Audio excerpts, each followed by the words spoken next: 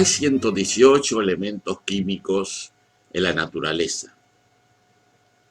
Si no contamos el hidrógeno y el helio, que son el 98% del total en el universo, los dos elementos más abundantes son el oxígeno y el carbono.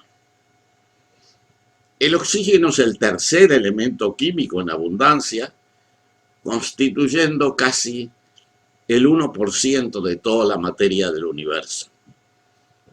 Y el cuarto elemento en abundancia es el carbono. Y estos dos elementos explican muchas cosas. Entre ellas, la existencia de la vida y nuestra propia existencia. Al mismo tiempo, deseo hacer notar que por esa razón no es extraño que las atmósferas de Venus y Marte estén constituidas por 95% de dióxido de carbono, que es un compuesto de oxígeno y carbono, o sea, moléculas que contienen 2 átomos de oxígeno y 1 de carbono. Dicho esto, llama la atención que en la Tierra, que es un planeta de la misma familia de Venus y Marte, y que debería tener una proporción parecida de estas moléculas, la cantidad de dióxido de carbono sea apenas de 0.04%, o sea, 2.375 veces menos que nuestros vecinos planetarios.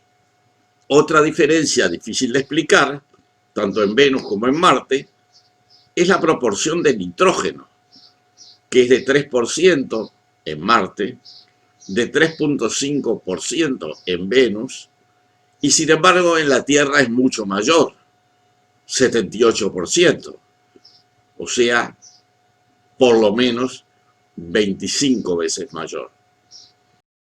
Uno puede pensar que originalmente, luego de su formación como planeta en la Tierra, también podría haber habido 95% o una cantidad semejante de dióxido de carbono y también algo así como 3% de nitrógeno. Algo pasó en la Tierra que cambió esos porcentajes.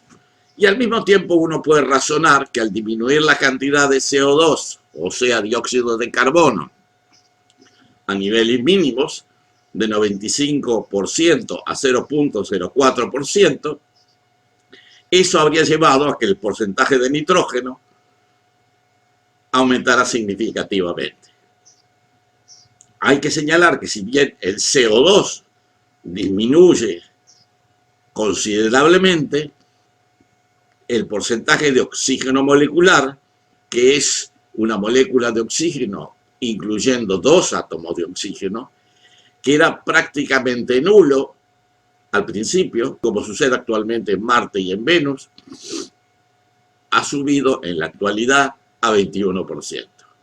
También debemos considerar que una parte del nitrógeno puede inmovilizarse en ciertos compuestos depositados en las rocas sedimentarias, incorporado en la materia orgánica.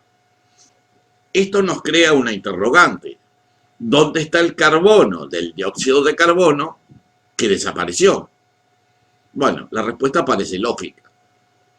El carbono que falta está enterrado en las calizas y dolomitas, que también son formas oxidadas del carbono y que cuando se formó la Tierra no existían.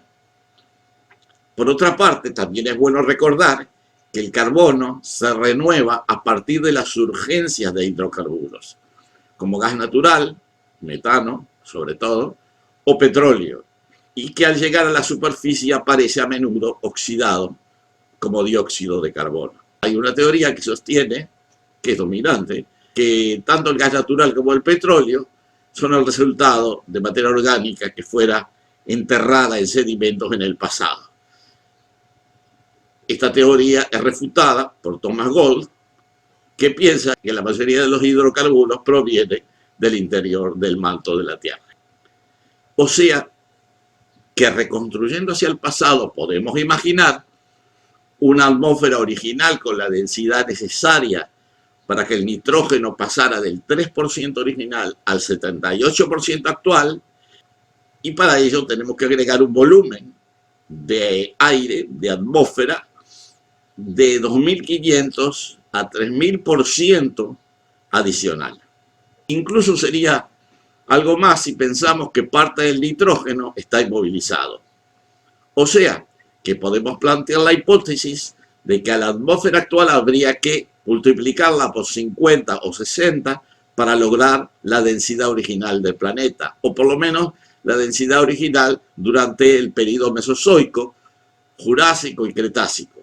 Esto determinaría que la presión atmosférica en la superficie sería 50 o 60 veces mayor que la actual.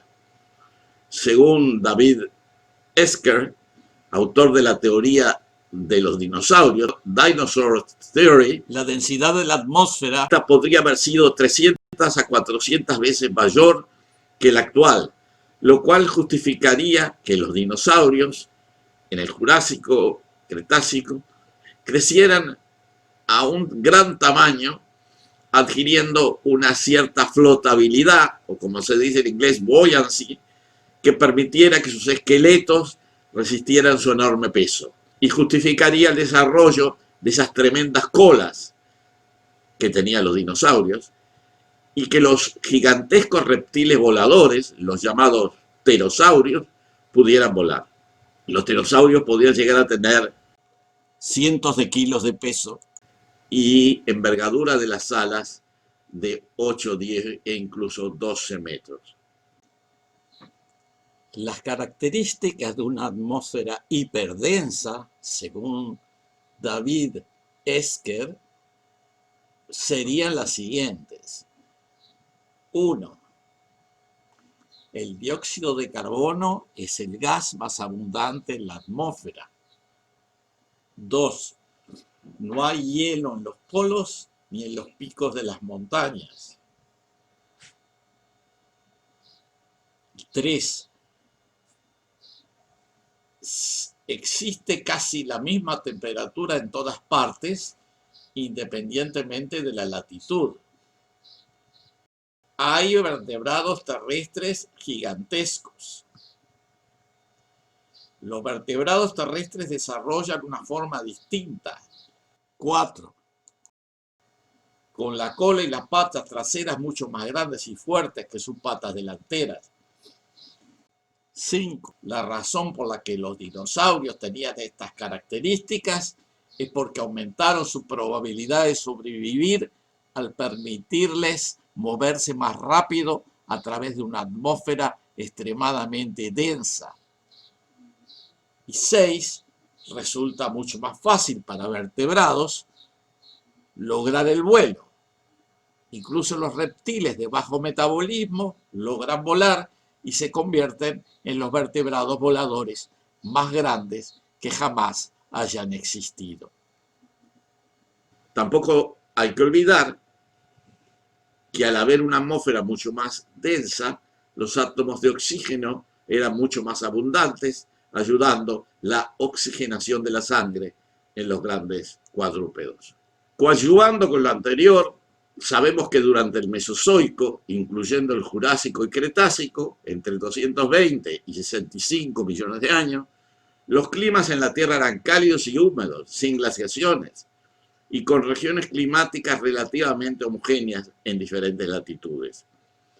Las reflexiones que nos merece estas comprobaciones o estos datos. Comparando con Venus y Marte y probablemente con la Tierra en tiempos mesozoicos, el porcentaje de dióxido de carbono en la Tierra actual es extremadamente escaso. A pesar de ser muy escaso, el dióxido de carbono es el principal nutriente de las plantas que de todas maneras pueden realizar su función fotosintética de la que dependen todos los organismos vivos. También señalar que el carbono, que constituye la base de toda la materia orgánica, es el resultado de la extracción del dióxido de carbono de la atmósfera. Al mismo tiempo, considerar que el aumento del dióxido de carbono provoca incremento de la función fotosintética y de la producción de materia orgánica, y por supuesto de la producción agrícola. En cuanto al rol de gas de invernadero del dióxido de carbono, se generan ciertas dudas. O sea que, desde mi punto de vista, el alarmismo catastrofista con relación al incremento del dióxido de carbono que se proclama en estos momentos en los medios no parece tener razón de ser. Es por lo menos una exageración. En los próximos videos seguiremos insistiendo con este tema.